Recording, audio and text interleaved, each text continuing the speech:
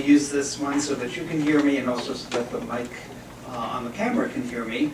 And so welcome, I'm Jed Levine, I'm the President and CEO of Caring Kind, and it's my pleasure to welcome you here to our encore lecture on the art and science of caregiving with Tia Powell.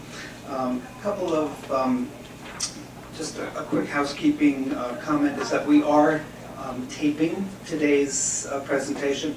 The taping will be pretty much just on Tia and me, but I wanted you to be aware of it, and it will live in perpetuity on our website, probably on a YouTube channel that we put together. So let me ask, how many of you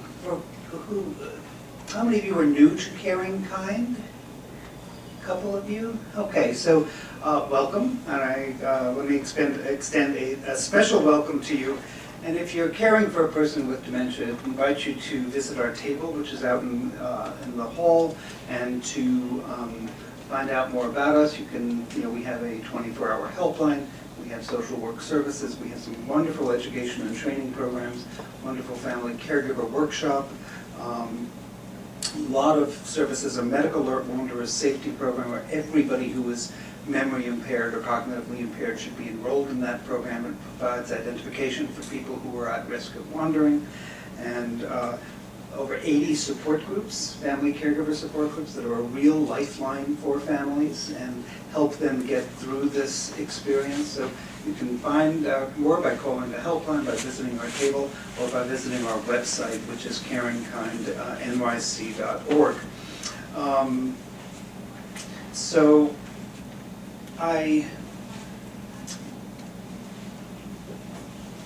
oops, that's okay. Yeah.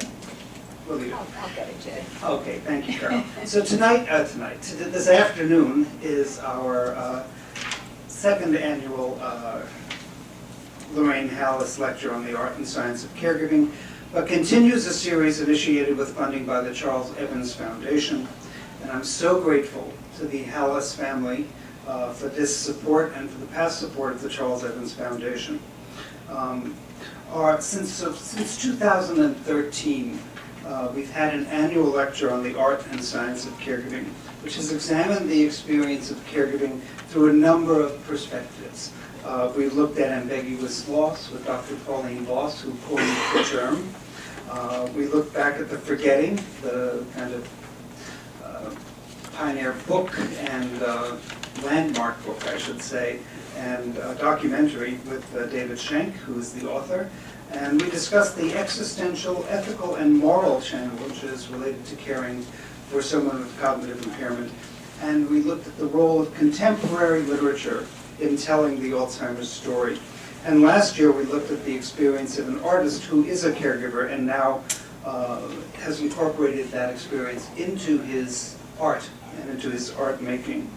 So tonight, again, we are looking at caregiving and dementia, but through the lens of a daughter, a granddaughter, a physician, a bioethicist, and an author of a new, hot off the presses, really fabulous book called Dementia Reimagined, Building a Life of Joy and Dignity from Beginning to End. Most people don't include the word joy when they are talking about dementia. So the book is it is a really good read. It is really well written. Let me tell you that I read a lot of books about dementia, and they are not all well written. So thank you for that, Tia. It is informative. It is provocative. I think it asks us to look at the experience of dementia in a way that, with the hope of minimizing or destigmatizing some of the stigma that's related to that's often associated with it, and allowing the possibility of pleasure and, even as the title says, joy in everyday interactions, but at the same time doesn't diminish or dismiss the difficulties, the challenges, the frustrations, the heartache, the overall experience of caring for a family member with dementia. It's also an eye-opening look at the history of Alzheimer's and the disappointing results of research efforts and the billions of dollars that we have spent on finding what it looks like an elusive cure and maybe sending an unrealistic message about that hope. Maybe the hope can be found in other corners. The book is very much aligned with Caring Kind's core message, which is that in the absence of a meaningful treatment, a significant medical approach to this disease, the best therapy is good care. And that's really what we specialize and focus on here at Caring Kind. And Caring Kind is, caregiving is really at the heart of what we do here. And those of you who have heard me have heard me say this, that unless you've done it, I think nobody really understands what this experience is like. How challenging, how demanding, how it feels like it's never going to end, and how also, no matter how much you do, it's going to feel like it's never enough. And so those are very difficult feelings to live with. They're exhausting. And I think that's one of the #1 complaints we hear from caregivers, is that they're just drained. They are exhausted. This is an exhausting illness.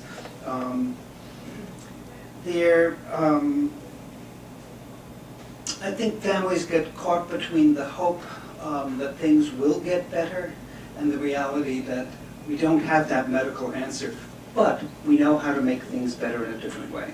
We know how to improve the quality of life for the person who's living with the disease, and often overlooked, we know how to improve the quality of life for family members who are struggling with this, and give you the tools, give you the information that you need to understand the experience and to kind of put it in perspective. So we'll spend the next hour exploring this concept of dementia reimagined with Dr. Powell.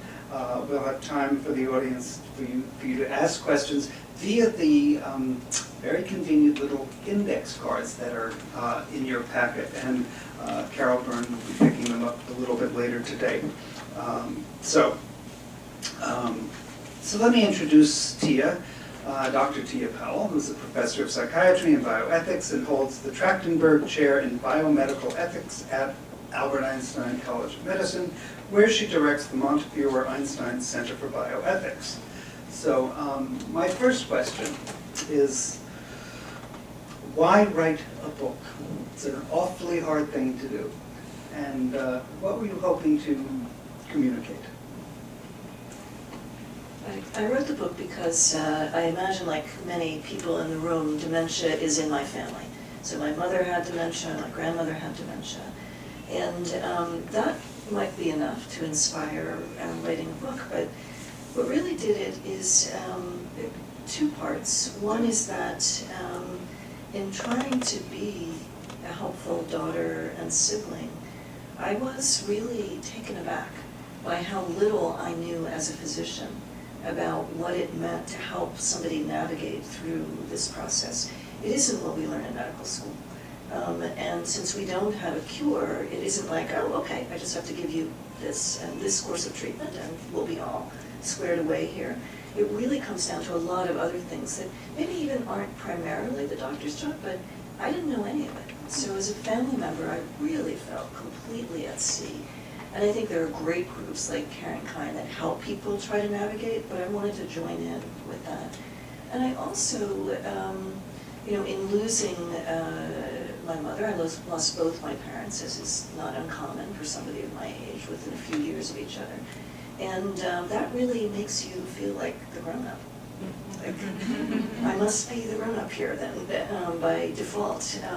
And it made me feel like, what would I want to do that I haven't done yet? And thinking about my own field of bioethics, I was very unsatisfied with the way bioethics had used its lens to think about ethics issues in dementia. It was kind of only about advanced directives, which is fine, we can talk about that, they're important. But there are a lot of ethical challenges in dementia, and I felt like bioethics had just been about loss, it's really terrible, and hadn't really offered me, and I knew that literature well, much comfort. So I thought, let's do a better job here. You know, you write in the book that the illness is not just about loss. It's about preservation of affection, of dignity, and of hope. So how do we change our societal response and our societal view of this disease, which is really a very dismal one? Yeah. It's really part of a larger conversation about disability and inclusivity, actually, my view about dementia. So I think in a way, we often cite the statistics that say dementia is the illness that people in America fear most, more than cancer, more than AIDS. And part of what makes it scary, I think, it's, you know how in scary movies, the scariest thing is always the thing you don't see. It's like the creaky little noise behind the door, you know, that kind of stuff. And dementia has a bit of that character. The people don't see it clearly. They have a sort of list of things that may or may not apply to any one person with dementia. The fact of the matter is that most people with dementia, the vast majority, are in the earlier stages. I assume that there are many people in this room that have dementia and that we can't pick you out, and that's exactly right. That is who has dementia. Some of us, and maybe a lot of us if we kind of move the clock forward a little bit. So that's the picture we should have. And if you have that picture, then what you want to do about dementia, the way you want to plan for it, it becomes different. It's more realistic, it's more inclusive. So if you're thinking about joy in dementia, we never thought about that when we made nursing homes, which, you know, in a way starts 100 years ago. People described them as providing custodial care, okay, to take nothing away from people who are janitors, who keep our buildings and places clean. Is that the adjective that you would like to describe the care that you may need when you have dementia? Raise your hand if that's the word that you really like to cover that process. So that's what we were planning, just to keep the roof over there. We don't want the rain to come right down on them. You know, I guess they need some food and light a bit, and we're done here. So, yeah, and maybe some clothes, but not much, you know. So we gotta do better than that. And it's not, you know, we do need nursing homes. We don't only need that. We need a lot of things, and choices and options for different people at different times that are somewhere in between home by yourself with no help at all, because that's a bummer, and a nursing home that is just custodial care. Some people will need nursing homes. We hope nobody ends up in that one. So what are all the options? We should be making appealing choices for lots of different kinds of people at lots of different phases. And we haven't really done that hard work. Good people are working on it, but we're not there. And even people who need those services don't know about it. They don't know what's good care, and it may not be accessible in their community. So that's the work that I think we need to do. Absolutely. And let me say that you know, I agree with you that we're always going to need nursing homes, but we definitely can improve, and we're working on a project that is improving care for families, for people who are in residential care in nursing homes and other residential care settings, and especially to those who are in the advanced stages, who don't have the same voice and can't advocate for themselves, learning to read their or silent communications and understanding what that means. So it's been a very successful program, hoping to expand that, or our palliative care project. You write a lot about the history of the disease. You write a lot about research, and you have some really wonderful descriptions of some of the major researchers that we both know. So where are we in terms of what would be a realistic expectation from research as we sit here today in 2019? So I describe myself in the book as the Debbie Downer MD of Alzheimer's research. I think that's accurate. Yeah, I agree. It's, however, it's accurate as a description of Alzheimer's research. We're not nowhere. We've learned a lot about the brain in recent generations, but seriously, there is not a cure coming for the nearly 6 million people who have dementia today. And there is very unlikely to be a cure coming for any of us in this room, for the baby boomers, of which there are 10,000 people turning 65 every day. So, and I know people will push back and, like, why don't you be more optimistic? I just, but every time I give this talk, somebody says, I just read yesterday, and there was something yesterday about a vaccine. Okay, all right. Let me comment. The vaccine is in Alzheimer's, which is the mouse form of Alzheimer's. Mice don't naturally have Alzheimer's, so we can give them Alzheimer's, and we can take it away. That's great for the mice. I hope they're grateful. It doesn't translate to people who never yet has. We've done some fabulous things for mice. I'm actually not sure that grateful, even if they could speak, because probably they would rather be under your refrigerator than in the lab. However, so vaccine for mice. Generally, research in Alzheimer's in people has a 98% failure rate. The vaccine in mice isn't yet on that pathway. It has not yet established that its success rate would be as in the 98% failure rate. We haven't tested it in people. So I'm not thinking that you should wait for it. I wouldn't get really excited. Moreover, this particular vaccine, what it did for the mice is it decreased amyloid. Oh, that's great. We've just spent the last 20 years of research pouring in multiple trials with thousands of pages, $400 million per trial, showing that you can actually reduce the amyloid that is one of the signal features that's associated with Alzheimer's disease. It just doesn't help anybody. And actually, in the last several big trials, the people on the placebo did better. So you might want to try and get a hold of that sugar pill, because it's actually better than what we've been coming up with. And I don't mean to go, I'm a physician. I am pro-science. It's not that I think that, bee pollen is really where we need to go with this. I just think we haven't got it. It's hard. It's really tricky. And part of that is because a disease that you get when you're in your 80s is very unlikely to be the sort of pure strain. You've been living with that brain all that time. And a lot of stuff has happened along the way. So maybe you were a soldier and had a traumatic brain injury.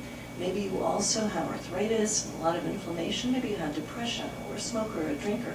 Maybe you had a fabulous education and it really used your brain, and that's actually pretty good for it.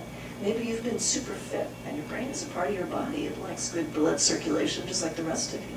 So whatever you've been doing all this time, by hook or by crook, good for your brain, bad for your brain, plus your DNA, that's all in the mix of how well your brain will be able to respond to something.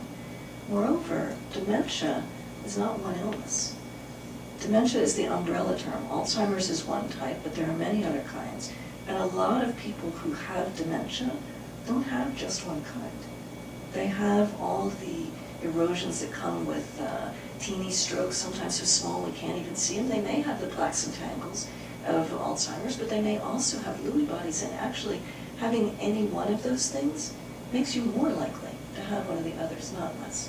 So the notion that a single thing is going to make your 83-year-old or 92-year-old brain say, oh, thank you, I'm all better now, is just not how it works. It's not coming. Maybe there will be stuff, people will begin to break it down. There will be breakthroughs. So maybe in a decade, there will be something that helps some people for some of the time. Maybe after that, there'll be a few more things. So as with cancer, usually it takes multiple interventions to start to make an inroad. And we're not even on ground zero yet. We're not in the first floor. So I think we need to keep doing that. People should look for research. It's a beautiful thing. But for the 6 million people we know are here today, and the millions more that are going to still be arriving before we fix this, what do they need? What will we need? Many of us. What would we like? What do we know about good care? How can we make it accessible? How can we pay for it? And what research do we need to do to get more of the good stuff that's not just pharmacology research, but what kind of residential facilities work best? What kind of options help people? What makes people have a better quality of life? There's very little research in that. That's what I would like to know. No, you're right. There's very little research on that, and actually there's more and more indication that the role of the arts, the role of music, the role of social engagement, the role of finding what makes somebody comfortable and gives them pleasure, can do that whatever their cognitive state is. You know, that we're not just cognitive beings, but we are social, emotional, creative, spiritual beings. And so feeding into those strengths and assets can, you know, greatly improve quality of life and make the caregiving actually easier as well. Let me ask you a question just about a recent story, which was about Pfizer and Enbrel, that there was some indication that Enbrel, which is an anti-inflammatory used for rheumatoid arthritis and psoriatic arthritis, might have some applicability in treating Alzheimer's disease. And yet Pfizer declined to kind of go forward with it, citing the cost and maybe the futility of it, I'm not quite sure. What are your thoughts about that story? I think the media over the last 40 years has done a really, because you're taping it, I'll soften my language. Let's say a poor job of reporting about dementia research. I have, when not observed, I have a fairly salty vocabulary on that, because that's sometimes the mot juste, you know. So I thought that was a crummy story, actually. Pharmacology, you love them, you hate them, you gotta admit, they're really good at making money. That is the thing that they do. So the notion that Pfizer thought, no, I don't feel like finding and proving the cure for Alzheimer's. It's just too much trouble for me. That is not how they roll. So I think it was a very poorly reported story, and there's been some actually better follow-up reporting. I don't tweet that much. I tweeted a story that I loved yesterday, written by a guy named, I forget, I think it was Rich Lowe or something like that. But anyway, sort of saying all the ways in which that story totally doesn't add up. So we know that inflammation, we think we know that inflammation plays some role in dementia, and that people have been working on for 20 years. Yeah, could we do it with non-steroidal drugs like ibuprofen? We tested that, we tested a whole bunch of those, and there probably is something there. Something about inflammation can work with that, and that's what Enbrel does. It's an arthritis drug. So we've been down this pathway. People have looked and haven't found and haven't been able to make a thing, and in fact, people who take non-steroidals daily tend to die faster than those who don't, because a lot of them have side effects like bleeding, so that's no good. Enbrel, by the way, is an injection only with plenty of side effects. So it's not like, yay, it's just this little teeny thing, it would be perfect. It was a very small study. It was not necessarily clinically, I mean, it wasn't a small study. They looked at claims data over a lot of people. There is a real reason why somebody who does epidemiology has a PhD. That stuff is really hard. It is really hard to climb through the numbers and figure out what's a serious signal. They looked at it, they made a calculation, and they felt it's not a go. We've seen this before, we've been down this path. It's not gonna work. There's a little signal that there's some better, but there are signals all over the place, and the job of separating the signal from the noise is really hard. So, you know, I don't know what to say. I don't think that Enbrel is sitting there as a miracle cure. And by the way, that data was publicly available for at least a decade, and people looked at it, and a number of people did look at it and say, I'm not going to apply for funding for a grant based on Enbrel. I'd never get it. There's not enough data here. People tried, looked at it. It wasn't the secret. So the notion that, oh, they're so evil, that even when they have a cure, they won't tell us. Like, yeah, they may or may not be evil, but that's not the way that they're evil. You know, it doesn't hang together. So I think people are frightened about dementia, and we understand that. And so anything that says there's a cure will get published, even if it is, frankly, nonsense. And there is almost never, oops, my bad, article that follows up saying, oh yeah, we said 2 months ago that there was this incredibly promising study, but it turns out that it was really badly designed. This is one. It was really badly designed because the European Commission made us take out everybody with the major gene that puts them at risk for Alzheimer's. So yeah, actually, there was in fact no positive signal. So, you know, people don't report the follow-up and the better information that says, yeah, that one's not going to work either. So I think the media can, I don't want to bash them because they're having a hard time these days, but I think that science reporting is often sloppy, and it is aimed at the big news, which is yay, cure, and not based on the hard work that a scientist and a science reporter should be doing, saying, let me just look at that statement, let me just unpack that, and let's take a moment here for some sober reflection. So sober reflection, I guess, doesn't sell, doesn't get you clicks. Yeah, exactly. You write about the, just one more question about research, which is that if we were to find the cure, would there be kind of a health economic benefit to it? You know, that, because I've heard people say, you know, that if we want to improve the health economics of the United States and the Medicare dollars and Medicaid dollars we're spending on long-term care, you know, we really need to find a cure for Alzheimer's, and then it'll be done. What do you think? That's a beautiful fantasy. I wish it were true. There is zero evidence, and there's actually a lot of evidence that it will go the other way. So look at cancer. Cancer care has really progressed. That's fantastic. We're going to actually cure a lot more cancer than we used to, and people are living longer, and that's great. We now spend 3 times more on cancer than we did about 20 years ago, and that's all to the good. I love that. We have stuff to spend money on. Cancer drugs, not known for their affordability. So if somebody comes down with this and really gets something that has some proven efficacy, it will cost a lot of money. We'd all be happy to pay that. The notion that it's going to be a big savings, no way, no how. It's never happened yet in medicine. We spend a lot when we get good stuff. And that's okay. That's not the worst thing we spend our money on. You get something that cures pancreatic cancer, buy it. That's good. But the notion that suddenly, as we live longer and longer, if you just could get rid of dementia, we would save all this money. Forget it. Some of the, you know, the low estimate for an effective dementia drug would be something like $40,000 a year. Yeah. And no drug works for everybody, but I can bet you everybody is going to want to be on it. Yep. So imagine what you could do with that $40,000 per year for everybody. There are so many people who could benefit from that today, with social services, with, you know, better, more accessible housing, with more VNS, more Meals on Wheels. We have a lot of older people with dementia living alone who don't get enough food to eat in this country. We could use money for that, and by the way, if we have a drug, we'll have no problem paying for that because we love to pay for technology. It's still going to be hard to get us to pay for food.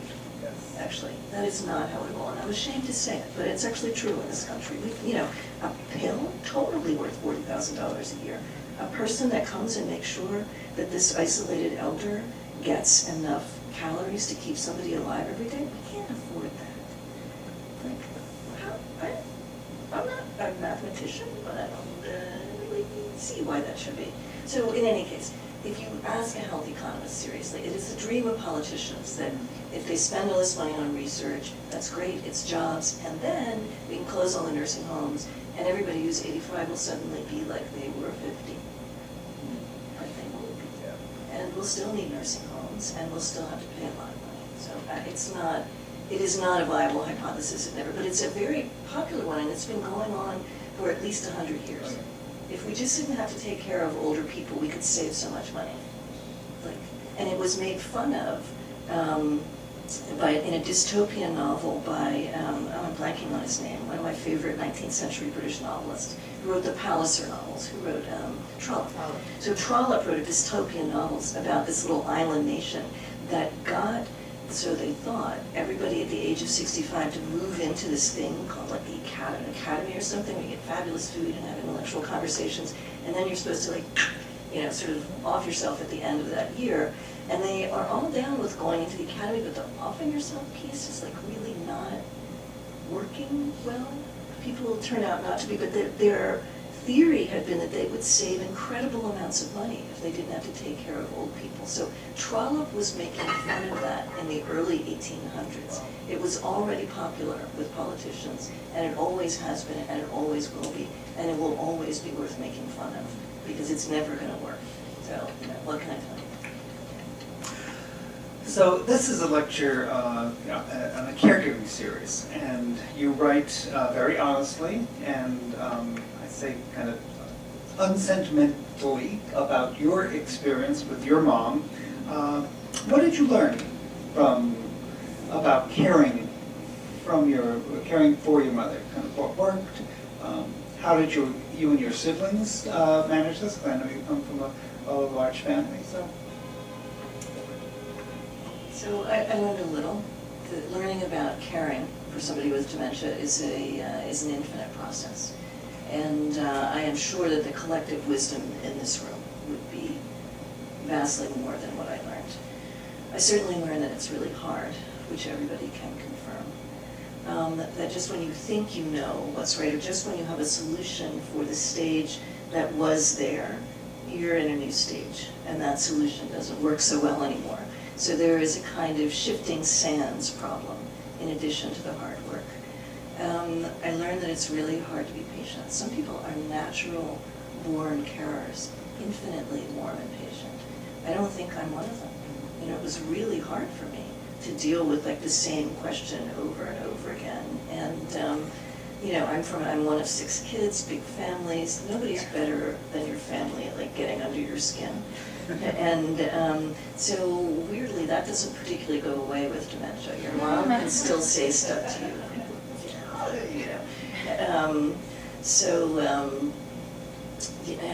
So it was really tough.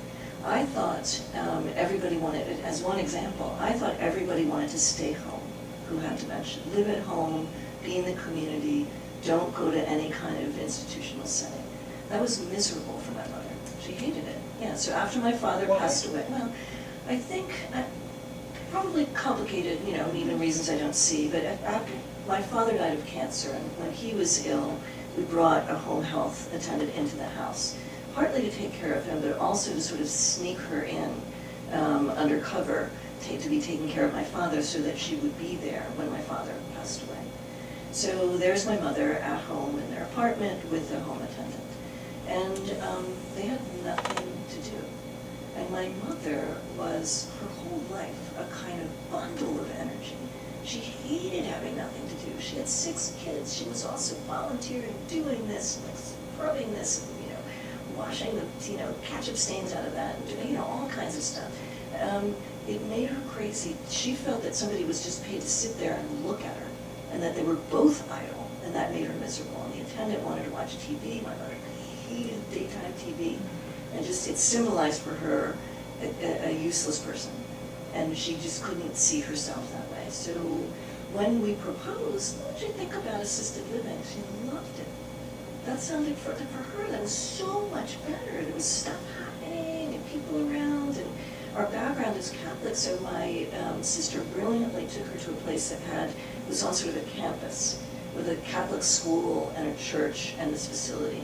So she looks out her windows and she sees, little kids in Catholic school uniforms. She was that child one time, all her siblings, all her children, and there they are now. It made her happy just to see them. And they also had, they were brilliant. They had the kids come in and sing to the people in assisted living, draw pictures, and it was adorable. So to have that multi-generational option to be part of the world in some way meant a lot to her. We had tried some day programs. There wasn't much available. It didn't seem to suit. And for a time, for a few years, that was infinitely better for her. And I was totally surprised by that. I thought, no, you gotta keep everybody at home. That's what everybody wants. My own mother didn't want that. So, the real message is people with dementia aren't all the same.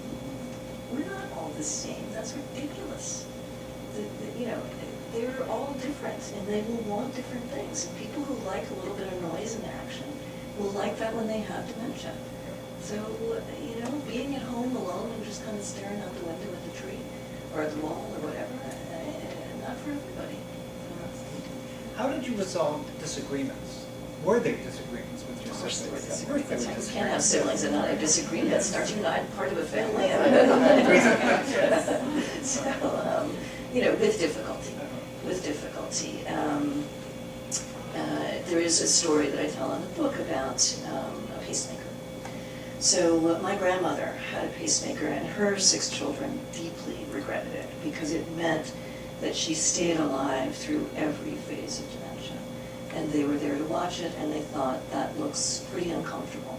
That is not what we want for ourselves, and we're actually sorry that we agreed to that, that they had agreed to that for their mother. So my mother, and actually all her siblings, said, never, never, never a pacemaker. I don't want that, don't do that. So stuff happens. My mother at that time moved from assisted living to a more intensive care facility, and she started having these spells, and the cardiologist comes in and says, fabulous news, this is heart block, all we have to do here is put in a pacemaker. So all 6 of the children went wild, and we had a holdout who said, she's not really suffering now, she's not in end-stage dementia. So couldn't we put the pacemaker in and then just like take it out later if we don't need it later? So cardiologists are really sort of a pain about this. There's actually their own guidance says, yeah, it's just a medical treatment. You should be able to stop it when you want to. But actual cardiologists, and this is a few years ago, maybe it's sort of come along since then, are basically very particular, but it's just a tiny little thing, the pacemaker. It doesn't hurt anybody. Why can't we just keep it in there, you know? That's what the cardiologist actually said to my family was, nobody should die of heart block. So this still makes me really mad. We had a huge argument, and basically I agreed to like, okay, if we're not unanimous, I don't want to, you know, bully somebody into this, and we'll agree to it, and I will fight the fight and get them to stop it when we think it's right. And I really had horrible misgivings, and it was terrible negotiating. I was dreading it. And the guy came to put in the pacemaker, and she looked up and said, what are you doing, young man? And he said, I've come to take you for a pacer. And she went, I don't want that. You know, so she hadn't been able to say that before. But it was horrible. I mean, and I have to tell you, heart block, if we somehow descend to a time where you get to go on a game show and pick the way that you're going to die, go for it. When people die silently in their bed asleep at night, that is often heart block. It just, you know, your heart's an electrical gadget, and the wiring gets faulty, and it sometimes pauses, it kind of stretches out, and then it just sometimes says, yeah, I don't really feel like it anymore, and it stops. And if you can have that one, when other options are coming your way like speeding trucks, something is going to get you. Actually, if you have a little bit of choice there, it's not so bad, but we're so death-phobic. We think if I don't die of this, does that mean I don't have to die? You know? Like, what do you know, do you not get where this is going? Do you not get the whole trajectory thing, you know, about human life? And that's medicine's fault. That is our talk about miracles, and we can fix it all. We can't fix it all. Indeed, for each one of us, there's something important that they're not going to fix. And we know that, so get over it. And we would be making saner choices if we were more able to accept that this will happen, that will happen in some form or another. And actually, it's often not the older person who has lost many people by that stage in their life who makes jokes about it. It was very familiar. It's often the younger people who make trouble. Not ready to let go. Yeah. My late father-in-law used to participate in one of those. He was a university graduate, a physician, and his university, brilliantly, like many, had this sort of graduate, sort of post-college thing where they take your money, and in retirement you can come and take courses. And so this was all these retirees, and he comes up, he's running the meeting, he gets up in front of everybody and says, well, I'll be brief. I know some of you don't have that much time. Like, huge belly laugh. If you're older, you get it. Yeah. You know, that's kind of where you are. So we don't need to keep this a secret. And in fact, it really messes up planning. And it messes up people having some choice about having a good death. We go to great efforts to provide a miserable death to lots of people. I know, leaving aside the expense, incredible efforts to make people die miserably. So, leads me to the next question, which is, and there's been more discussion on it. I think there's something in the legislature now, actually, in the state, that they're looking at medical aid in dying, and particular considerations for people with dementia, because, as you know, people with dementia now are not allowed to, in those states where medical aid in dying exists, you're not allowed to participate. So, what are your thoughts? And how do you allow somebody to choose that death that they would prefer? So that's a complicated question. I think one of the things that was really striking and actually quite hard for me in researching the book is that I interviewed lots of people, experts, caregivers, all kinds of different people. And I often would say towards the end of the interview, if somebody told you that you have dementia, what would you want? And a striking number of people said, oh, I would kill myself. I found that really heartbreaking, actually. If everybody with cancer said that, we'd be like totally appalled. So I don't judge. I understand that some people will make that choice, whether they have dementia or otherwise. But I would like us to do the hard work of giving them pause and saying, oh, but there is this other option. That looks pretty good. Maybe I could try that out for a while, and I could always kill myself later. I would like to have people feel like there's a door number 2 here. There's some other options that we could create. And if some people want to choose that, then maybe they will. So as Jed is pointing out, those states that permit aid in dying, and New Jersey actually has passed that law and it will be implemented shortly, all exclude people with dementia. The model law that passes, and it's the only law that's passed in the US, says you have to have 6 months or less remaining in your life, and you have to have full decisional capacity. So that can never happen in dementia. If you have 6 months left, you won't be able to make your own decisions. If you can make your own decisions, you have more than 6 months left. So all of those laws leave out people with dementia. I don't know what considerations New York has in mind. I haven't seen that. I think it's unlikely to pass if it includes people who don't have real-time decision-making. I know that people are proposing, well, couldn't I make an advance directive saying if I get like this, that, and the other, then it would be okay. I think it will be really tough. It's already hard to pass those laws, and even the advocates for aid in dying have been very uncomfortable, including anybody that doesn't have real-time decisional capacity. And people are, rightly, I think, worried about, are people going to start putting in people with Down syndrome, disabled? We're very uncomfortable with moving that forward. So I do think there are people who will consider the do-it-yourself form of suicide. This is also very challenging. If you have dementia and you think about committing suicide, if you are capable of doing that effectively, you'll give up some good time. Some potentially good time, and maybe you're already miserable, Disney or not, to do with your dementia. If you wait until you are in a late stage of dementia, you won't have the executive function to be able to do that.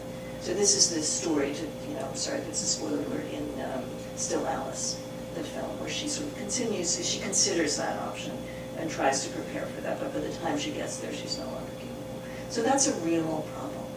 So I think for a variety of reasons, aid in dying is unlikely to provide a common solution to this. The do-it-yourself model contains many challenges, and irrespective of whether or not those are both options that come along, seriously, there should be at least some other thing that looks like, maybe I could try that. We shouldn't sort of say, that's enough for people with dementia. Yeah, suicide, that sounds like a good plan for you. But that's kind of a blunt instrument for the treatment of pain.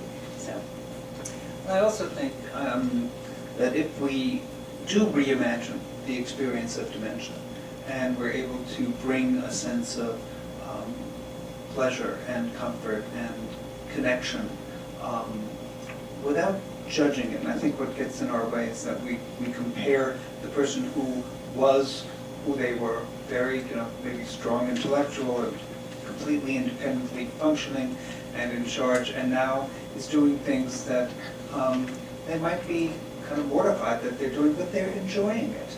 And they're, and they're calm, and I think we often judge that experience. Let me ask that for those of you who have questions to pass them to the aisle, and Carol will pick them up, and then we'll get to your questions in just a moment. Yeah, it is a complicated story, and sure. Just to quickly comment, I think, life is in some ways a sort of a, bell-shaped curve. When you're a baby, you are very dependent, and you're incontinent. Somebody has to feed you. They're going to change your diapers. You can't walk. And we're totally down with that. They're adorable, and that's like normal for that age, and that's cool. So then you gain a lot of skills, and you're growing up, and you're doing all these things. You gain those skills in an uneven fashion. Like one of my brothers I like to brag on, because he, at one point in high school, very smart kid, was super great in physics, but he used to leave his physics book all over town, on the bus, and so uneven in skill development, in making progress. And the same is true as we come down the curve. We will lose functions. We will, those of us who live long enough, and certainly with dementia, we may well return to a time when we are incontinent, when somebody needs to feed us, when we can't walk. I don't personally find that lacking in dignity. I think it is a natural part of the development of life and aging, and that it always has been. This isn't news. So there's the weight of the illness, and it is weighty, it is hard. And then we put a lot of other stuff on it because we judge people. People feel like, if I were incontinent, that would be so humiliating, it would be terrible, I don't want to live that way. There are a lot of people that are incontinent. There are certainly soldiers who are in their 20s or returning from war zones who are incontinent. And it doesn't make them feel great to hear that this is not a life worth living. It's just an engineering problem. It's not a moral failure. And we could do better to figure out, well, okay, that's an issue. Yeah, you got liquid inside and it wants to be on the outside. That's what liquid does. What do we got? What do we got for that? We would have better stuff for that. And people are actually working on it, and there's money to be made on this, because it's a huge problem. So that is part of what I mean. That this notion that that human life with disability lacks all dignity, that is a really rebuttable hypothesis. It's actually, we need help, as we all do, in some way or another. And some people need different kinds of help. And I'm not saying it's easy when you have late-stage dementia, but there's stuff we could do, certainly along the way, to get, you don't have to add the extra burden of judgment and humiliation. You can fix the engineering problems, and that will help a lot, actually. That's great. There are actually several questions about your interview with, when Terry Gross interviewed you on NPR, Fresh Air, about home health aides that you called Jedis of Kindness. And can you talk about that? So it's really challenging figuring out how to get people who will help those who have dementia. And we don't do a very good job of it right now. So if you have had to pay a caregiver to come into your home every day, that cost is often whopping. There are really very few people who can afford to just do that out of pocket. If you hire through an agency, the person herself, the worker, typically gets half or less than that. So many home care workers are on food stamps. They often don't get benefits, they often don't get sick leave, which is a bummer because to get paid, they gotta come in, whether they have the flu or something else that might well be enough to actually push the frail elder with dementia right over the edge. So that is a bad policy and a bad design. So they are poorly paid, yet very expensive for the families who need them, and there are fewer and fewer of them. as our society ages, we used to have something like 7 people who were hale and hearty for every person in their 80s. We're shrinking down, we're heading towards 3, and we're gonna be at like 2, by the time dementia really probably peaks. So we need to be smarter. We need to treat people with respect. It's often thought of as really unskilled care. This can only be by somebody who's never done it. Right. Trying to get somebody who's twice your weight, who doesn't want to take off their clothes and bathe, to bathe. It is actually dangerous. The worker and the person they have injuries every day, all across the country, trying to get that job done. So we need to offer training. And by the way, there's incredible turnover because people do get injured and they're not trained and they don't get paid. And if their kids get sick and they have to miss 3 days of work, they get fired all the time. So we need to train, we need to pay better, and we need to use them more efficiently so that it is affordable. So I know how to, didn't you have a fair looking at technology and trying to see? Yes, we have a tech expo. Yeah. So some people, including in bioethics, are very anti-tech. It's terrible, we need the human touch. We do need the human touch. We're running out of the human touch. We should use the human touch efficiently and sparingly. And things that you really want a person to do, they should do. But if if technology can help us with that, that would be great. It's incredibly expensive to have somebody stay in a person's house all night and watch them sleep.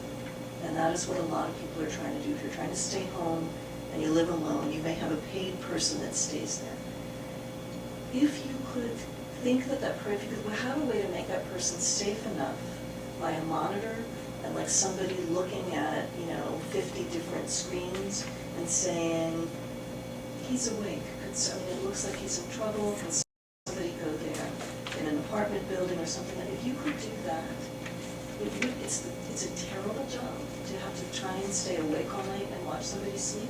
It's way too expensive for the families, and we're running out of people that can do that. So if we can be open-minded and smart about what could work here, what's a way to sort of make sure that people are not just being taken care of by machines, but that the time when you need the human touch, maybe for feeding somebody, that we can have that. So there's a lot of improvement that we could bring even now, but much more needs to be done to figure out how to make this a good job and how to have people be able to get good care.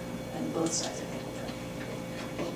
Thank you. Let me put in a plug for our dementia care training program for professional caregivers, which is a 45-hour training program on dementia care for home care workers who, if they're certified in New York, they get maybe 45 minutes on dementia out of maybe an hour and a half on aging, out of their entire 70-plus hours of certification training. So when we do this it's a 45-hour training just on dementia care, and it really transforms their practice. These are people who are, come with kindness and good judgment often and good intuition, but don't have the foundation of knowledge or the skills. The fact is that dementia care is a skill that we can teach, and so we've been very successful here. We do this training actually in English and Spanish and Chinese. So, and Nancy Henley is here, who's one of our fabulous trainers. So thank you. Question about the arts. And how do you see the arts, and especially music and dance, as playing a role in dementia care?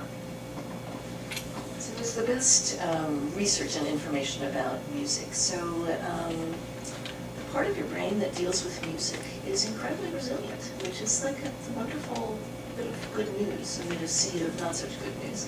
So I'm sure many of you have seen there's public television documentaries and other reports on the Music and Memory program that was started by Dan Cohen, which goes into nursing homes and tries to set up individualized playlists for people with dementia. And when you see somebody listening to this, and they get the song right, you can see somebody who's really at times been very withdrawn, very blank face, really not interactive, just come alive. And there is unmistakable joy there. It is really tricky. In the book, as a thought experiment, I encourage people who don't have dementia to make their own playlist as a way of thinking about, could I begin to imagine being joyful within dementia, as a way to help us think better about this. And also partly because I hope if I have dementia one day, nobody puts the PGs on my playlist. I'm the right age, it's like, oh my God, just big fat tears will roll down my cheeks, it would be terrible. So I really wanted to forestall that particular indignity. But I do think, as I was just saying earlier, nursing homes, I don't want to bash them. We need them. They have problems, absolutely. But we will certainly need them for people who really need 24-hour care that's very hard to deliver at home. So what can they do? And what can we do in a variety of settings? Music looks great, and you can do it by listening. There are wonderful choruses for people with dementia and their caregivers. The Unforgettables is in New York and has about 100 members. They're fabulous. The UK has a lot of choruses, so that's something. But for people who can't sing, you can still listen.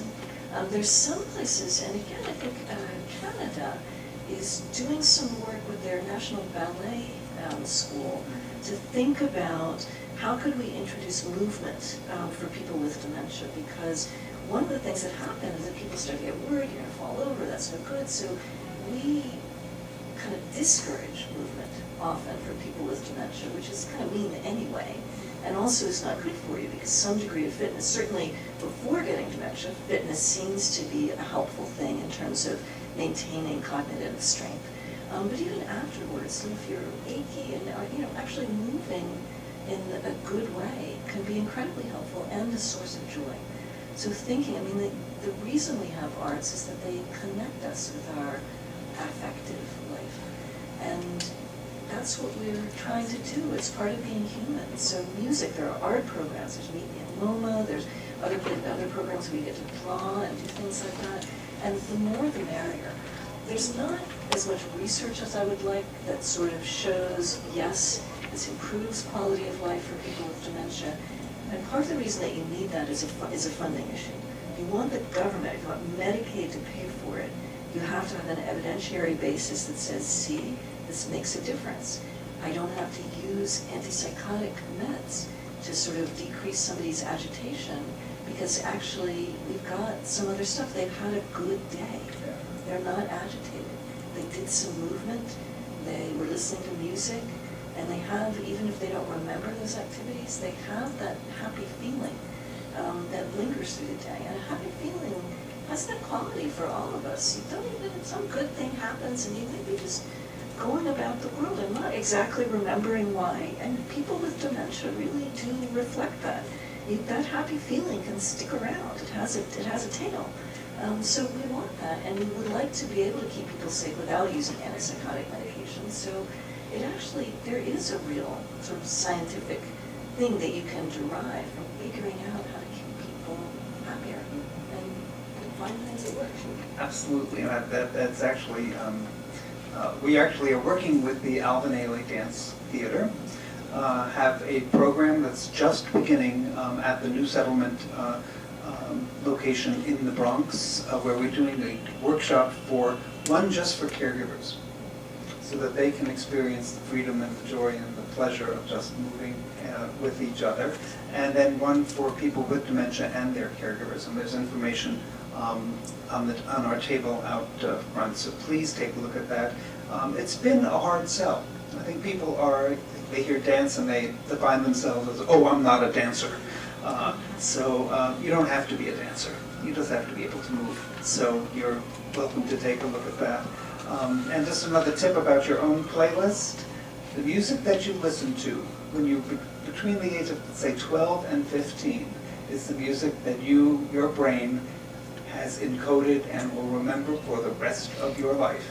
So if you play any of the Mamas and Papas for me, I will know every single word. A lot of Beatles, right? Exactly. So it's there. So just a tip. So we're going to have to end in a moment. I want to thank you, Tia. Fabulous as always presentation.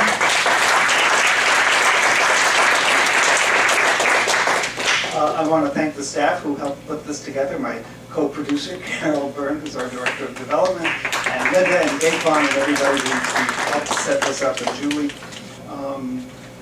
I want to leave you with this note, that Caring Kind is here, and the community relies on us but we rely on the community to help us. We are 98% privately funded. We get very little money from government, and we have some very generous board members, foundations have been very generous, but I would ask that if you have called the helpline, if you've met with one of our social workers, come to a family caregiver workshop, attended one of our support groups, that if you can, if you are able to, to help support us, we have a spring campaign, and there are envelopes on the table out front. And we're still at until the end of June. We're in our spring campaign, which is doing well.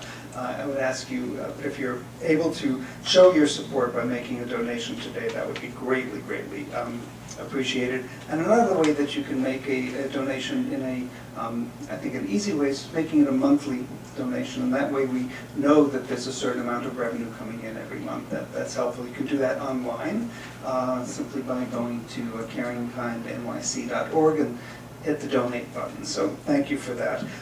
Two other things. If you are a runner and you would like to do the marathon, or you're looking for a slot in the marathon, we have a few slots left. It's very, very competitive. So if you're interested, there's also materials on our table.